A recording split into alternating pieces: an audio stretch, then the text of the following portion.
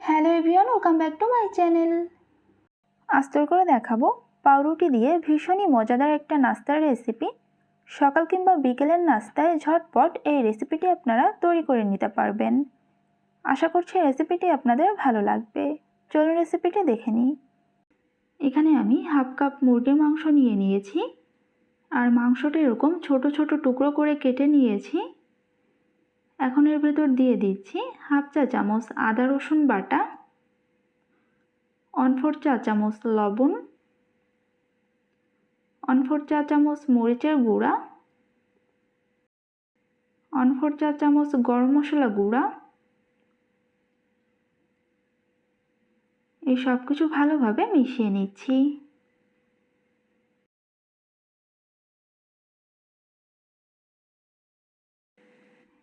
এই সব কিছু ভালোভাবে মিশিয়ে নেওয়া হয়ে গিয়েছে। এখন এখানে একটা প্যানের ভেতর নিয়ে নিচ্ছি 1 টেবিল চামচ তেল।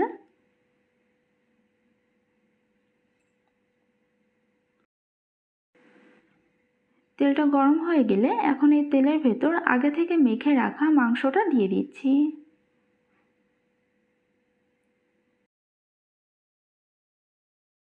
এই সব কিছু নেড়ে চেড়ে ভালোভাবে মিশিয়ে নিচ্ছি। এটা মিডিয়াম আঁচে মাংসটা ভালোভাবে সিদ্ধ হওয়া পর্যন্ত রান্না করে নেব।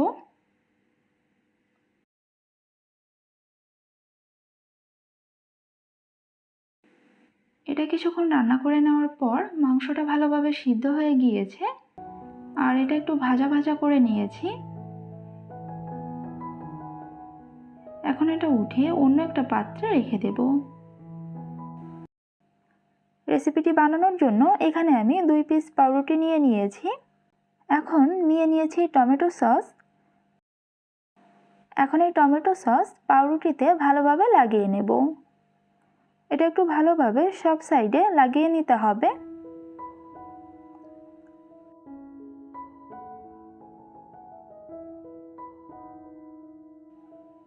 এক পিস পাউরুটিতে সস লাগিয়ে নিয়েছি। এখন এটা একটু এক সাইডে সরিয়ে রাখছি। বাকি যে পিসটা আছে এটাতেও আমি একইভাবে সসটা লাগিয়ে নিচ্ছি।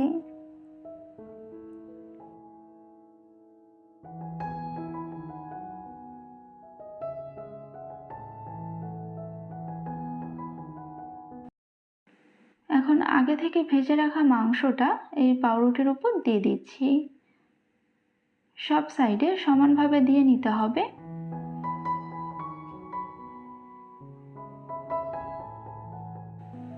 এখন এই পাউরুটির উপর দিয়ে দিচ্ছি আগে থেকে ছোট করে কেটে রাখা পেঁয়াজ আর টমেটো।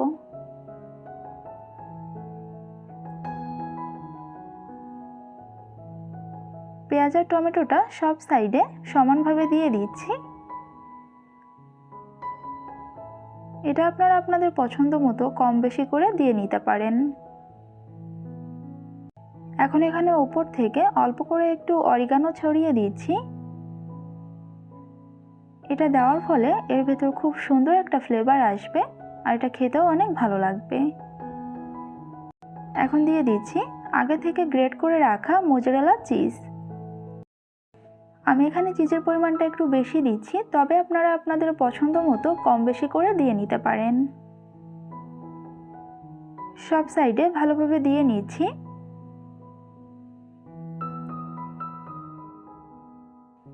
এখন বাকি যে পাউরুটির পিসটা আছে এটা এর উপর ভালোভাবে বসিয়ে দিচ্ছি। এটা একটু চেপে সেট করে দিচ্ছি।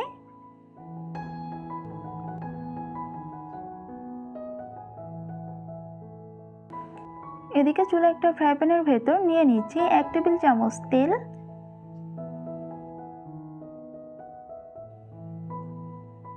এখন এটা এর ভেতর দিয়ে দিচ্ছি।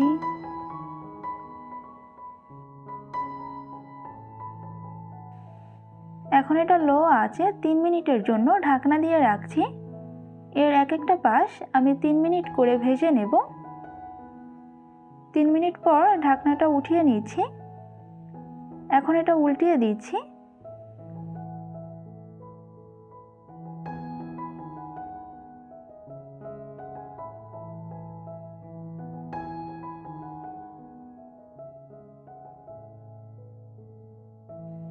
এর অপর পাশটাও আমি 3 মিনিট ভেজে নিচ্ছি।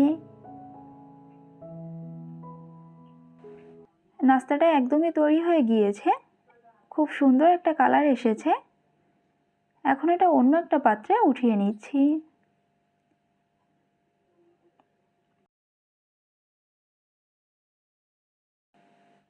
এটা আমি একটু আপনাদের কেটে দেখিয়ে দিচ্ছি এর ভেতরটা কেমন হয়েছে। আপনারা আপনাদের পছন্দ মতো যে কোনো শেপে এটা কেটে নিতে পারেন। এই যে দেখতে পাচ্ছেন, এটা দেখতে কতটা লোভনীয় হয়েছে। ভীষণই মজাদার এই রেসিপিটি একবার তৈরি করে দেখতে পারেন। আশা করছি রেসিপিটি আপনাদের ভালো লাগবে।